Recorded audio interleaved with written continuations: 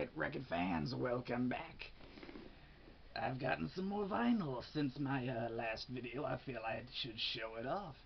First off, we've got Klaatu, their first album. Oh man, you guys, you gotta listen to this album. This is some seriously great prog rock right here. This belongs in every prog rock fan's collection, right up there with In the Court of the Crimson King and Close to the Edge and whatever Pink Floyd album you like the best. It's like the Beatles. If the Beatles had a psychedelic space prog band, it would be Klaatu. It sounds so good. You guys gotta get into this.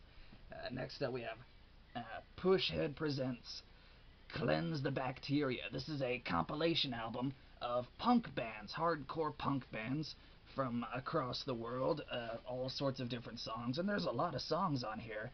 And Get Out of the Shot. No, stupid cat. This is one of the other cats. This is Getting Out of the Shot. The Eurythmics, Revenge.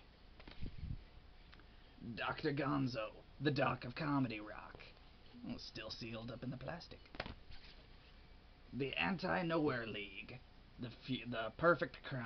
The Anti-Nowhere League was another hardcore punk band. I got a lot of hardcore punk records here, like X, Under the Big Black Sun. This was a very influential band, very critically acclaimed. This one was very sad. It was written after one of the lead singer's sisters died. She was very sad.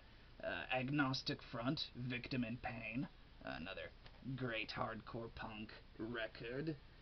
Aztec Camera, Highland, Hard Rain. Aztec Camera is a new wave band, not a punk band at all.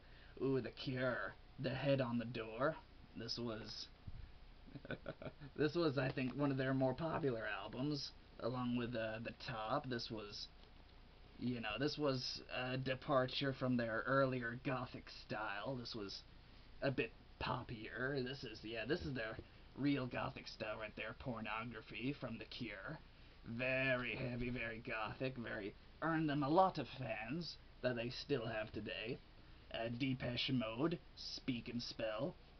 Depeche Mode, very synth pop, very popular record right there. A Flock of Seagulls, The Story of a Young Heart. What a very cool album cover that is. I really love the simplicity there. Just the title, and then the flower and the necklace. It's very cool. Cheap Trick, All Shook Up. This was their most experimental album right here.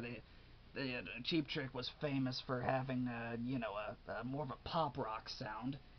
This one was very experimental for them.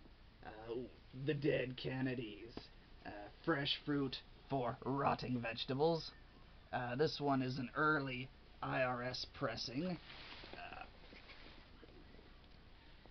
The band hated what IRS did with the cover. They referred to this as shitty Disneyland orange, the way they did the cover. But as you can see, it still has the original photograph of this, I forget what they were called, some sort of sunshine band.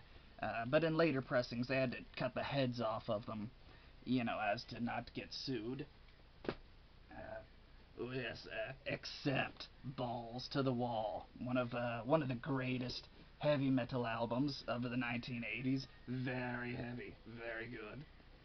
Heavy Cream, Cream's first compilation album, and that's all I've got from Cream. All I've got from Cream are compilation albums. I've got this one, and I've got their best of. I don't have any actual studio albums, I don't think. Very, very sad. Ooh, 10cc. I've been listening to a lot of 10cc lately, and they're a good band. It's classic art rock, and Rubber Bullets from this album is a fantastic song.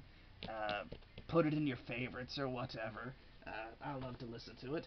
And lastly, we have Talking Heads, Speaking in Tongues.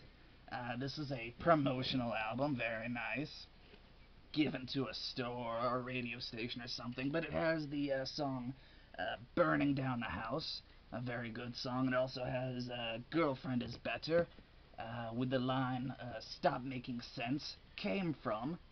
And in fact, the Stop Making Sense movie was filmed during the tour for this album, Speaking in Tongues. Anyway, that's all. Thanks for watching.